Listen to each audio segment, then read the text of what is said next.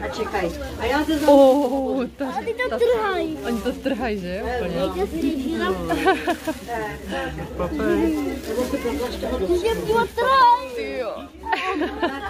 Tady se nacházíme na Masílu. jste si určitě všimli.